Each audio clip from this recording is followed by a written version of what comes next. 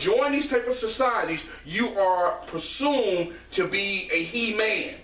You masculine. Yeah, you supposed to make sure y'all went through the ritual. You know, did you ride the goat? I remember when I was younger, people tried to get me into it. I wouldn't know, man. I ain't getting the part of that. No, ride the goat. What is it all? You know all that? No, I ain't going out like that. All right, here we go. All right. Christianity contributed much to the Victorian concept of masculinity. The real Victorian man was to be spiritual and faithful believer. Hence, the husband and father was considered to be pater familias, which was mean the leader of the family with extensive power. He was the head of the household, but his duty was not only to rule, but also to protect those whom he viewed as weak, his wife and their children. That's the premise of the Christian faith. Protect, lead, and provide. There it is. Now you say as a Mason, I'm doing those things. No, you doing those things, but you don't understand the backdrop and what you're doing them. The enemy is driving you because you got to always be at the lodge. Doing this for the lodge. Doing that for the lodge. Going here and doing that. I'm gonna read one more thing. We gotta move on. Industrialism. This is what we talked about. This is what we talked about the other day, Brother Dwight. No, I want to go. I want. This is what I really want. This is what I really want to do here. Muscular Christianity. Then we're gonna move through. With the beginning of the second half of the 19th century, the picture of the idea of manliness started to shift. That's right. Here it is. Due to publications such as Charles Darwin, The Origin of Species in 1859, and Frederick Nietzsche saying God is dead, 1882, the main focus in the concept of masculinity shifted from a spiritual focus on religion towards a commitment to muscle. There it is. 1859, that's when the shift started. That's when we started to really fall as a society, because men took their eyes off of God and started looking at men and themselves. Praise be to God. That's where it started. That's when the organizations, all these secret societies started, because we took our eyes off of God and off of God, and then we started looking at ourselves, and that's when our problems started. That's right. Good God. Brother Dwight, let's go read read this first part here. What does it matter if there's secret societies? And then we're going to move down. The dangerous secret societies. And we're going to get on through this. What does it matter if there are secrets in secret societies? Okay. Is there anything wrong with being a member of a secret society? All right. Come on. When asked, those who are members of a secret society deny their membership. Okay. When the motive is requested, it is said that the purpose of joining is fellowship and connection. The bigger in the secret society, the more connection. Oh. Secret societies frequently determine in the depth the changes that take place on the surface. It has been suggested anything that is good should not be kept secret. All right. And anything kept secret is not to the benefit, whether it be good or bad. Come on, sir. As it tends to be the breach of our Constitution in the establishment of the return power. John 3, verse 19. Stop right there. Let's deal with that first sentence, that first paragraph. We ain't got to go no further than that. What does that say? I'm going to bring it out from this statement. Anything that is good should not be kept secret. All right. Anything kept secret is not to benefit, whether it be good or bad. Okay. So the thing is, okay, if the Masons or the individual claim the organization as far as that is for connection and for membership. Yes. And if it's good, and you say that it's to benefit the community, but you only get those connections and membership if you want to be a part of the organization. But if you're out of the organization, you don't have that access of that connection. So how is it good if you don't want to benefit the community? Yes. You see? Or you keeping it a secret or denying the different thing that's going on for us, as if it's a good connection. Yes. Then you should want to benefit your community. That's right. So they'll do things for the community, but they won't not, just like us, we as MSF, we want all brothers to be a part. We love all brothers. And we don't say, well, you gotta do this, you gotta do this. We don't say that. We welcome you in.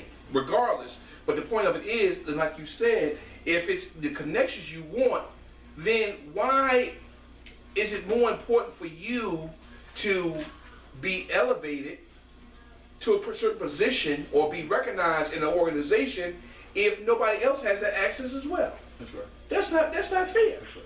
Because God don't say, he don't put stipulation on being saved. He don't say, well, you got to do this, you got to do this, you got to do this to be a part of this. He don't say that. He said, if you believe. That's what he says. But they put all these stipulations on this stuff for the connections, but then they don't know that the connection that you're trying to get into, that you're serving the enemy. In actuality, it's going to destroy you in the long run.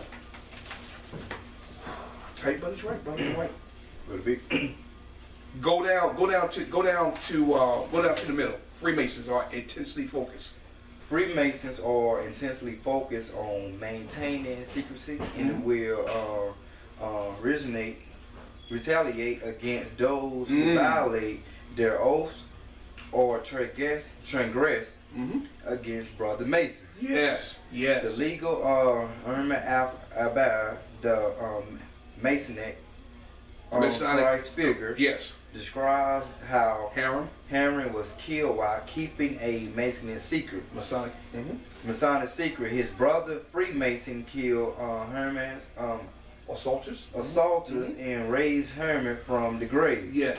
Freemasons are encouraged to model themselves after Herman and hold their Masonic secret. If they remain true to their oath, like Herman, they can expect to be avenged for attacks. And rewarded for their fidelity to the brotherhood. While cases exist suggesting the murder of opponents of Freemasonry, Masonic ritual states the more effective penalty for doing anything displeasing to Masonry is to be stunned by the entire brotherhood. A penalty equated to bring a man to ruin. The more certainly so as Freemasonry expanded in every profession in every branch of society. So what does that mean in general? What is it saying, brother Dwight, about if you go against somebody within the organization? It goes back to, like always, the code of the street of the game. Is that if you get a certain rank, or if you violate your certain codes or certain oath that was taken when you first either was initiated or while you was holding a certain position or title, and you didn't fulfill it by, I guess, linking information out, then you would be violated just for that. And the same thing as with the Mason is that if you don't hold the secret of what's going on, you will be punished for this displays for letting the information out. Exactly right. So what Brother Dwight has said and basically went over with you, the Masons, what all secret societies, they will penalize you if you let certain things out. But if you serving God, whatever you tell somebody about God, God's gonna bless you because He wants you to spread the word. He said, "My name be lifted up." His name be lifted up. He'll draw all men unto Him. So that tells you right there that if these things are going on, you need to separate yourself from that, because in the long run you're going to destroy yourself. You think that you're prospering because you got all these connections, but in actuality it's going to backfire on you in the long run. All right, let's go to the brotherhood very quickly. We're going to run through a few of these, then we're going to close this out. All right, let's go to the brotherhood, the manipulating groups, the Freemasons. We're gonna go through this very, very briefly. When you get into these secret societies, basically, we talked about money, we talked about power, and we talked about wealth and control, connections. There it goes. That controls our economic world when it comes to money. Who do you think controls Wall Street? Who do you think controls these type of places? That controls politics. Who do you think's in these kind of places? People with money. People with money, and those, none of those are associated with secret society. Either they went to Yale with Skull and Bones, they in the Illuminati because of money, because you got to feed in money to get the status. That's right. You see what I'm saying? Like Beyonce, Jay-Z, all these other people that we talked about, they feed money in to get the connections so they can get the power to be in certain places. That's right. You got to buy your way in, and if you buy your way in, you got to initiate. You got to be part of that initiation to become a part of that group. That's right. And when you open yourself up for those things, yeah, you may be profiting on the front end, but you're going to pay a price on the back end. That's right. You know, because all these stars, it ain't just because they got the money, they got to be initiated into these. They got to be accepted in. You can have all the money in the world, but that don't mean that you can be a part. Yeah. Right. It's a process. Yeah. Are you willing? Are you willing to pay the price to get in? Yeah. That's the key. I just got a revelation about stars. Go ahead, brother. They all stars. You got the Eastern Star. There you go. Good analogy, so, brother. Well, so that's letting you know that should be yes. pay close attention to as well Yes. too. Yes. They're Yes. stars, but we Yes. lifted them up. We're lifting them up. That's right. All right. So the controlling society is the Illuminati, which is, and once you get to a certain degree, if you look at your dollar bill, you got the pyramid on the back. You got all these signs on the dollar bill. Do some research on this. We can't go through this on this broadcast, but it's there. The government, United States government, was set up on the Freemasons. If you look at Washington and how the monument, the Capitol, and the White House, how it's set up. If you look at the diagram, it's set up as a pentagon. A pyramid. You know, it's a pyramid with the devil, with the Baphomet, which we'll talk about in a minute, about Baphomet, which is the devil. It was set up on those things. So you don't even know who you serving. That's why the scripture says you cannot serve two masters. That's right. You can't serve God and serve money, because he knows money is the root of all evil, and that's the enemy. That's right. So he said it's not the love, it's not money itself, it's the love of the money that gets you in trouble. So the money, the power, and the connections, that's where the secret societies come in, because they want to pull you in, because you want to have all these things. You want to have the control, you want to have the recognition, so you buy into it.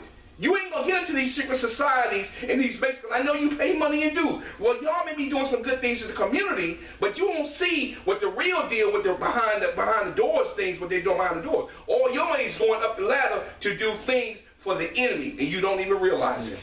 Good God, Brother Dwight. All right, Skull and Bones. We're gonna touch this real quick, and then we're gonna get on out of here because we got the rope.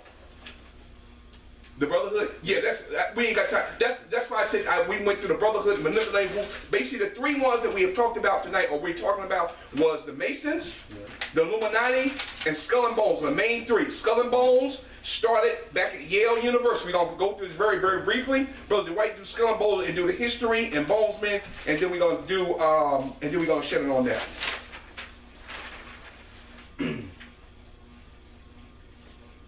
Skull and Bones, Illuminati. Yeah, you can go up to the top, brother. Skull and Bones. Skull and Bones is an undergraduate senior secret society at Yale University. Yes. New Haven, Connecticut. New Haven, Connecticut. It is the oldest senior class landed society at Yale. That's right. The Society Alumni Organization, the Russell Trust Association, owns the society real estate and oversees the organization. That's right. The society is known informally as Bones, and members as known as Bonesmen. There you go. History. Skulls and Bones was founded in 1832 after a dispute between Yale debating society, Lunomia Brothers in Unity, and Callipin Society over the season Phi Beta Kappa Award. It was co-founded by William Huntington Russia and Alfonso Trust as the Order of the Skull and Bones. All right. Skulls and Bones select new members among students every spring as part of Yale University's Tap Day. There you go. And this day this day has been so since 1879. That's right. Since the society is exclusive of women in the early 1990s, Skulls and Bones select 15 men and women of the junior class to join the society. Okay, here we go. Skull and Bones taps those that it views as campus leaders and other notable figures for its membership. Stop right there. There it is. this is how secret societies work. Those that are strong in will, they have good leadership skills, those are the ones they know they can pull in because they want the power. Yeah. Those are the ones they can manipulate their mind and say, if you become a part of this, man, I'll give you connections, I'll get you on Wall Street, you get the big fine house. Perfect example. Have you seen the movie, with my man, Al Pacino and the lawyer? What was the name of the movie? Was it The Wolf from Wall Street? No, not that one. The guy came in, I think it's Keanu Reeves, he came into the law firm, but Al Pacino was actually the devil. Okay. And he said, well, if you do certain many things, I'm gonna make you a good lawyer, I'm gonna do this, you're gonna have a nice home and all this. The devil's advocate? The devil's advocate, yeah. That's it. Yeah. That's what it is. Yeah. The secret society. Yeah. He wanted to be a part of this particular law firm, but he had to sell his soul to get into it. He really know he sold his soul until he got to a certain point. That's what I'm trying to tell you. Go. Yeah. That's what it is. Yeah. That's what the Masons do. That's what the secret societies do. He was focused on his success part. There you go, sir. But once after he got to a certain level, there you go. Now he knew what he got himself into. See, that's what I'm talking about. If you didn't see the movie, this is a perfect example about first two movies, Skull and Bones, that you need to watch, and also The Devil's Advocate with Al Pacino. Yes. Perfect example of what happens when you want success. And we as men, we want success so badly that we will sell our souls at any cost to make it, to have the fine cars, have the fine women, have everything that the world said we should have, but we sell our soul for a price. And that's what happened in that movie, and that's what this is all about. That's right. The Masons create an atmosphere. Oh, we're doing so much good. You can do good and still go to hell. That's right. Because we cannot get to heaven, and we cannot get to heaven by good works. That's right. And the scripture said that. That's right. He said, your works can't save you. No. He said, I did a sermon my dad about a good one was John chapter 3. And I actually named the sermon, Don't Take God for Granted. That's right. And it talks about, doesn't matter how morally you become. Yes, that's right. You have not asked to be born again. That's right. That's right. Then you are you in the same boat. That's right. That's right. That's right. That's right. So don't think your good works in Masons, the Eastern Star, the Skull and Bones, the Illuminati, you got all this money, you're doing all these good things, it's like, that's fine and well. You can keep on doing that because your good works can't get you into heaven. The only way you're going to get to heaven is by being born again. Unless a man confess with his heart, and believe in his heart and confess with his mouth, and that he can be saved, there's no other way to get there. So all these secret societies, you're going to do all this and go to hell. And it said the Antichrist will not confess that Jesus is the Son of the Lord. There you go. There you go. And the one that you're serving is Baphomet. That's you look it up. Baphomet that's the enemy himself. That is the devil. The horns, all this crazy stuff. Look at it. That's right. Brother Dwight. Go down, let's read this last part here, then we're going to close this out. Go down to biblical commands for secret society membership. John chapter 18, verse 20. Yes, sir. I spake openly to the world. Yes. I ever taught in the synagogue. Yes. And in the temple, whether the Jews always resort. Yes. And in secret have I said nothing. That's right. That's right. Throughout Scripture, we are told to imitate Jesus Christ. Right. That's right, sir. And let Him serve as our example. Yes. Thus, since Jesus Christ never ever did anything in secret, we are not to do anything in secret. That's right. Either. That's right. The true Christian walk is to be the utmost in transparency possible. That's right. But in Masonry, it initiates or force to take the most terrible oath of secrecy. That's right. Which we shall get to in a minute.